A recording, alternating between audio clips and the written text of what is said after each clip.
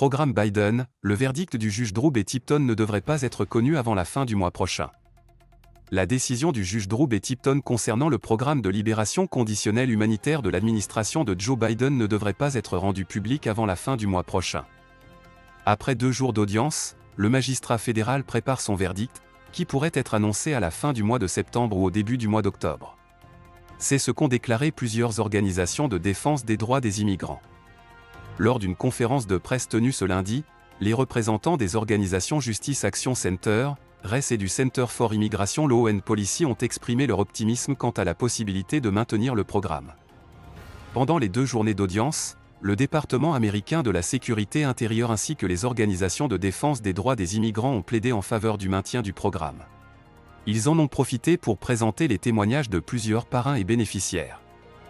Le juge conservateur Drew B. Tipton a remis en question les motifs de l'action en justice de l'État du Texas et de 20 autres États républicains, compte tenu des avantages du programme, d'après les représentants des organisations impliquées dans la procédure judiciaire. Le magistrat fédéral a également demandé aux États plaignants d'expliquer pourquoi ils souhaitent mettre fin au programme pour les 4 pays d'Amérique tout en ignorant l'Ukraine, qui bénéficie également du programme. Ces informations ont été partagées par les représentants des organisations Justice Action Center, Essian-Bridge Alliance, RES et du Center for Immigration Law and Policy lors de la conférence de presse de ce lundi.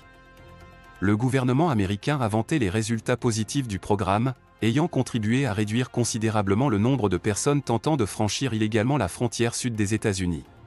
Initialement créé pour Haïti, Cuba, le Venezuela, le Guatemala et El Salvador, plusieurs autres pays ont été ajoutés au programme de libération conditionnelle, communément appelé programme Biden. C'est le cas notamment de la Colombie, du Honduras et de l'Ukraine.